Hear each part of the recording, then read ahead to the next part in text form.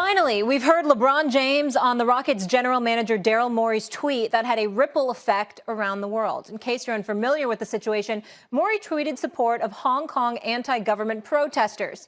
Here's LeBron's reaction yesterday.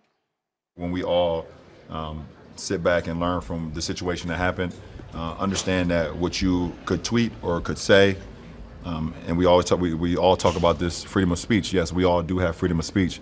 But at times there are ramifications for the negative that can happen when you're not thinking about others and you're only thinking about yourself. So I don't believe I don't want to get into a word or sentence feud with Daryl Morey, but I believe he wasn't educated on the situation at hand, and he spoke, and so many people could have been harmed.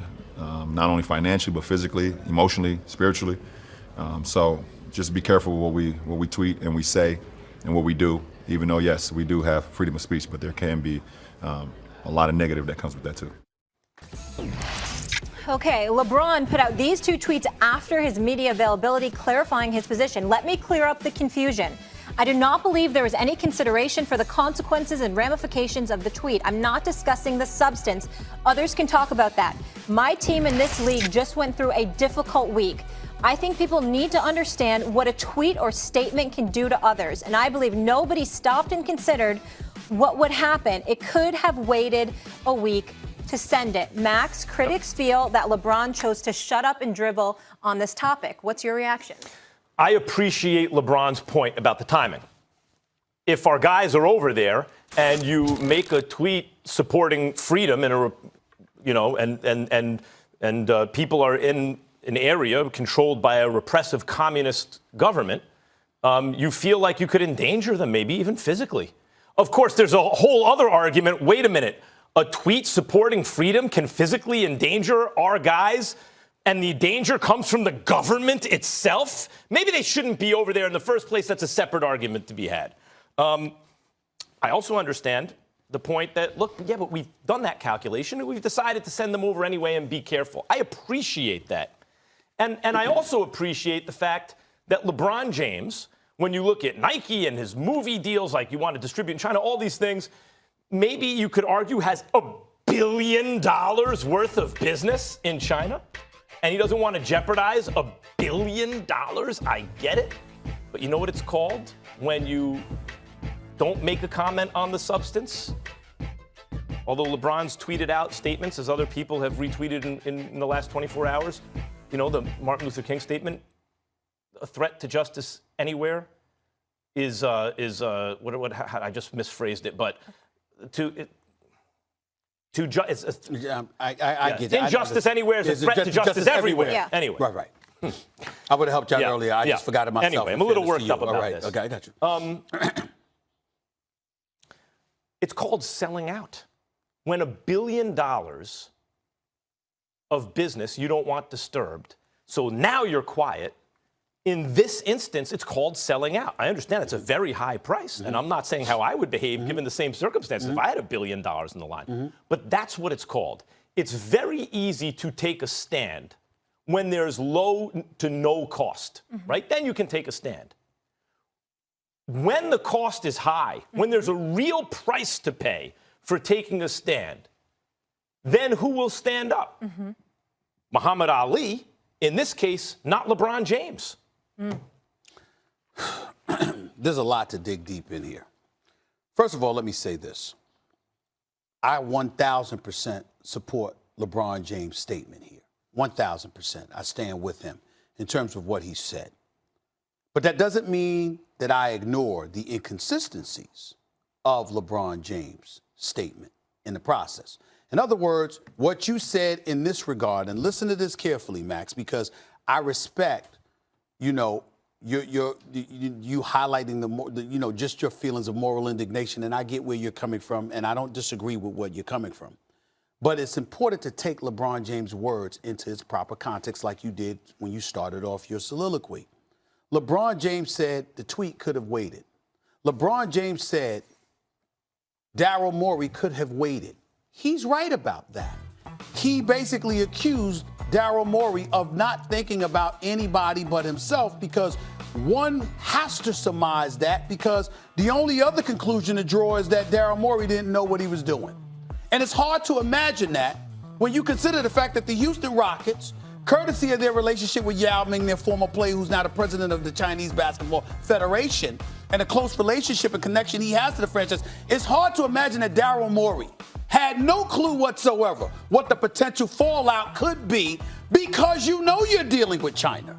They are a communist nation. They do run their ship considerably different than ours, okay? We might have shared interests, but we don't have shared values, as you pointed out last week, Max. If we know that, Daryl Morey had to know that. One, he's too intelligent not to have known that.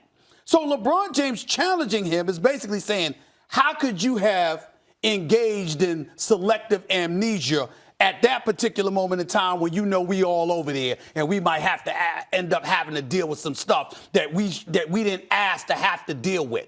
And I think that LeBron James has a point there.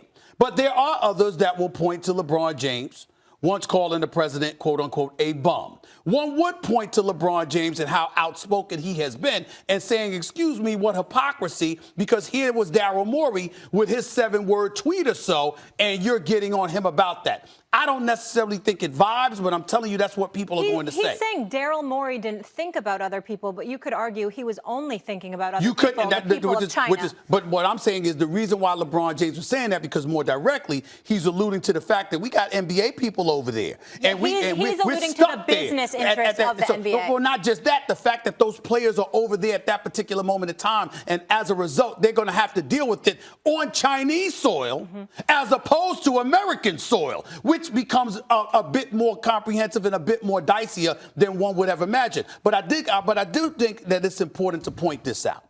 At the end of the day, what this comes down to is I do not believe that LeBron James is selling out. And if he is selling out, you're a sellout. I'm a sellout, and a whole bunch of people are. Because let me tell you something right now, and I get so sick and tired of these trolls and people. I got somebody told me about John Oliver. He said something about me. I didn't see it. I don't care. He's entitled to his opinion. Everybody is entitled to their opinion. We all have haters. But the thing that absolutely throws me off, we work for ESPN. Oh, my God, it's a crime for me to take the interest of ESPN into consideration. I don't see a writer for the New York Post talking about the New York Post. I don't see a writer for the New York Daily News talking about the New York Daily News. I don't see it at the LA Times. I don't see it at the Washington Post. I don't see it at HBO. I don't see it at Fox. I don't see it anything. The fact that we're going to sit up here with a straight face and act like it's such a crime or we're selling our souls to take the interest of the people we represent into consideration is foolishness. People need to put on their grown-up pants and recognize the fact that that is a part of our reality, no matter where we look, no matter where we go. Let me address that. Please. If you are quoting injustice anywhere as a threat to justice everywhere, and you are standing up for the low-cost-to-you social issues, then when there's a price to pay, we want to see how you react. I started out by saying if I had $1 billion on the line, I don't know, I get selling out there, but let's call it what it is. Here's something you could say. What bothered me about LeBron is not the timing thing, is nothing like that.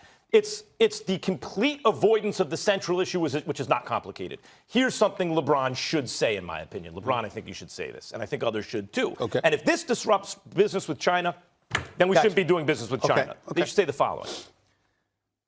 I believe and support freedom. I think people should be free. Well, how does that apply to this? That's all I'm going to say about this. I believe in and I support freedom.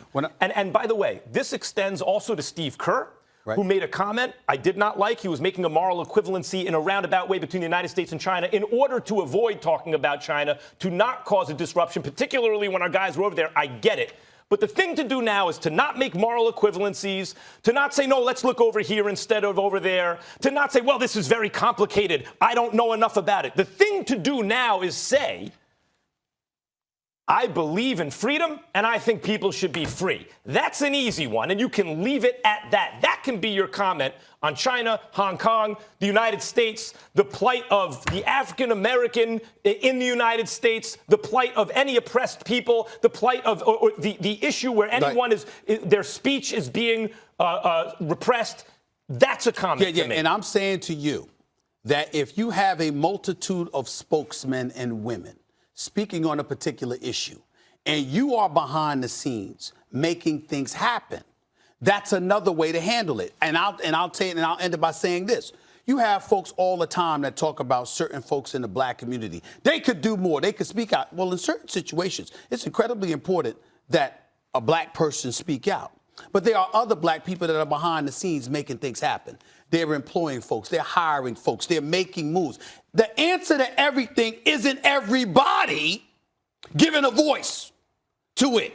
The answer, sometimes there's somebody to articulate a voice. Whose league is it? You talk about LeBron James. Yeah, man, it's his league. It's his world. He stood up so many times, but when the cost was not like this. But Max, there is a white, middle-aged executive that decided to send out a tweet. And we're talking about this black man. He needs to take this position. Where the hell is that? How come you haven't said Daryl Morey? Why the tweet? Get your behind out here, get in front of the camera, and speak on it since you started it. I'll do it and I like Daryl Morey, but you started it, speak. Let me change that. Because Steve Kerr speaking, Popovich speaking, LeBron speaking. Why not Daryl Morey? Race brought into this, but let me just be very clear and consistent about this. Sure. And if you want my social justice receipts, I think like we have them on the air, right? Sure. Let me be very clear. If it were an African-American executive who sent out that tweet, right, and the face of the NBA was a white player, I would be saying the exact same thing. And I believe you. Today. And I believe you. All I'm saying is that Daryl Morey is the middle-aged white executive, highly intelligent, very responsible. Why does everybody else need to speak, but we haven't heard from him? Let me get one other thing in here. 20 minutes after LeBron's tweet, Enes Kanter with a firestorm of tweets. Let me share one with you here. He said this, obviously you know he's at odds with his country of Turkey. Haven't seen or talked to my family in 5 years. Jailed my dad. My siblings can't find jobs. Revoked my passport. International arrest warrant. My family can't leave the country. Got death threats every day. Got attacked, harassed. Tried to kidnap me in Indonesia. Freedom is not free. We'll leave it there. The Panthers were left for dead with Cam, but have risen thanks to the leadership of who? Kyle Allen. Christian McCaffrey hasn't been so bad either. Should Superman worry about his NFL career? That's coming up next.